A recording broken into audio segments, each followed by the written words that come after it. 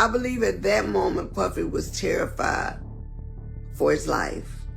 I think that he was afraid because all of the things that had gone out and about that party, they were singling him out, and I don't think that he thought he was going to survive it.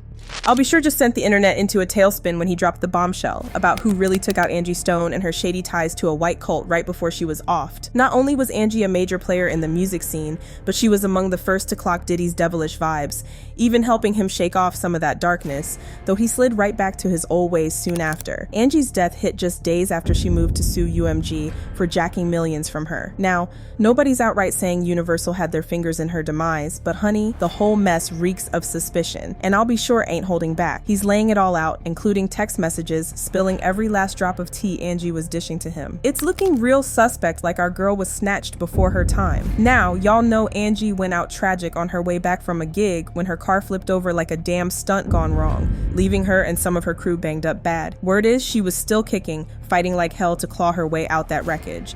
But then the shadiest twist hit. A truck came barreling out of nowhere and smashed into her flipped over ride while she was still trapped inside. That's what sealed the deal for real. And if that ain't wild enough already, she was the only one out of the whole crew who didn't make it. Now I ain't one to dive headfirst into conspiracy land, but what are the damn odds she gets hit with not one but 2 freak accidents in like 5 minutes flat, and she's the only one who doesn't walk away? And if that don't raise your eyebrow, the shady mess leading up to that night will have you side-eyeing whether this was really just a fluke or a straight-up hit to shut her down. Check this. Right before she checked out, Angie was gearing up to drag Universal Music Group through the mud after she caught wind they'd been allegedly swiping her royalties all these years. We ain't talking pocket change either. Think at least a cool $1 million snatched over decades. And Angie wasn't about to let that slide, saying she could have kicked back and retired 20 years ago if Universal wasn't stuffing their pockets with her cash. Instead, she had to keep grinding, and the wildest part, even on the day she got taken out, she was out there working, crashed on her way home from a damn show. Angie had no damn business hauling herself on those long-ass trips for work, still out on the road at 4 a.m. But that's what she was stuck doing to keep her head above water since they were jacking all her coins. And y'all caught that last bit. She said it herself straight from her own lips in that video, spilling how she was putting it all out there because she didn't know what lengths they'd go to just to dodge paying her what she was owed. A lot of my publishing, a lot of my royalties, my mechanicals, they have all pretty much been stolen. Where are my royalties going? Because I'm not getting this. Come to find out, Universal Music has been receiving all my royalties, all my mechanicals. But they have taken all the monies that were due to me, people that were working on my behalf, never even registered the songs, all the songs that I've done. I'm only coming to find out they were not properly registered by the companies that I signed over to. So I'm truly a walking testimony that God has carried me all this time, because if you only knew how much money they have taken from me, how much they have stolen from me, monies that I'm supposed to be, I should have been able to retire 20 years ago with the money I've made, supposedly. But there are key people that have been driving the ships. And what they've been doing is improperly representing me, improperly stealing from me, taking things in their own hand, changing and switching lanes because they knew I didn't know that part. The legal side, when you hire attorneys and managers and agents, they're supposed to make sure the gray area over there that they're in the driver's seat for, they're supposed to make sure you're taken care of. So I'm just here to let you know, one way or the other, Universal Music, you're gonna have to give up my coins. I mean, when you sit back and think Bruno Mars, Dr. Dre, when you think about all these people that have sampled music, if they're filthy rich on it, what's our problem? And that's why I'm telling on Universal and all the people that y'all work with me, y'all know who you are. You've been spotted. You've been seen. Your worth is useless to me now because I've seen the data. That's all I'm going to say. I got a team of people, a diesel crew, that's really trying to help me navigate things. And if I never get it, at least you heard it from me, because I don't know what they might do to keep from paying me all the money they owe me.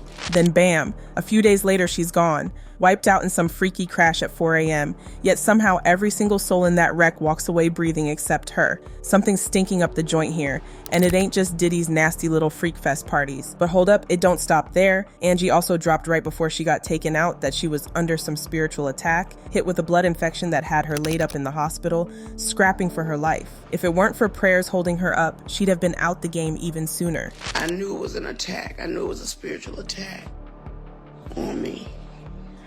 However, I was treated, and God healed me. He cleared up. They cleared up the blood infection. Back then, Angie didn't spill much tea on that infection. But after she was gone, Al B. sure jumped in with a post that dished out the real scoop. And trust, that infection was the industry's opening shot at taking her down. Now, a bunch of folks weren't feeling Al sticking his nose in this, but it wasn't because he was calling out the industry. It was how he did the damn thing. He dropped a post meant to be a tribute to Angie, but then in the caption, bam, he slapped up a whole transcript of their text messages. And in those texts, Angie was laying out some deep personal mess that the public had no right peeking into. He kicked it off with a regular tribute that read, "I can't really gather my own thoughts at the moment to say anything close to describing the profoundly brave and amazing woman my sis star at the Angie Stone was. So I'll just let Angie say it to you all in our last text to each other." After that, he dumped those transcripts. And that's when folks started coming for his neck. It kicked off with Angie's message that hit like, "Hey hun, it's Angie Stone reaching out to Out. Please give me a call. ASAP, a lot of stuff happening regarding this transplant situation. I have 2 possible donors, but they are discriminating against blacks now. It's been 5 years." Al shot back, "Hey there, queen. Great to hear from you. I'm on the plane and will touch base with you as soon as I touch down." Then in her next text, she flipped the script, brought up Diddy, and started dishing on how relieved she was. "Call me when you get a moment to chop it up with me. I've been praying hard for you ever since all this foolishness you've been saying for years finally been exposed and he going down. I didn't realize just how much craziness you had actually gone through, and it's so unfortunate. Know that I'm praying for you and supporting you on everything that you got going on. I pray that your son Quincy and yourself lock horn again, and he walks away from that whole ratchet situation. As the whole world know, he deserves to be with his biological father at this time. I know that Kim is resting in paradise. She is born a couple of days before me, so I know her spirit well. I know how she rolled, and I can assure you that she's been the one assisting you from the other side. Be blessed and know that I'm here for you no matter what. Peace and blessings, King." I just happened to be in the studio this particular day. And because he never ever really bothered with me or spoke to me in that fashion, I wasn't a part of Uptown. I was just at MCA. On this particular day, I was coming off the elevator. I will never forget it as long as I live. And Puffy came to me, first time, speaking to me as a decent human being. And he said, "Hey, Miss Stone." I said, "Yeah, what's up?" He said, "How are you?" I said, "I'm fine. I'm shocked you speaking to me." He said, "Miss Stone, would you please pray with me?" I said, "Well, of course." When he asked me to pray with him, I believe at that moment Puffy was terrified for his life. I think that he was afraid because all of the things that had gone out and about that party, they were singling him out, and I don't think that he thought he was going to survive it. And I was just happy that whenever he didn't speak to me, I knew he couldn't see me. But on this day, he saw the God in me, which was so not about me, but it was so about the spirit that I carried.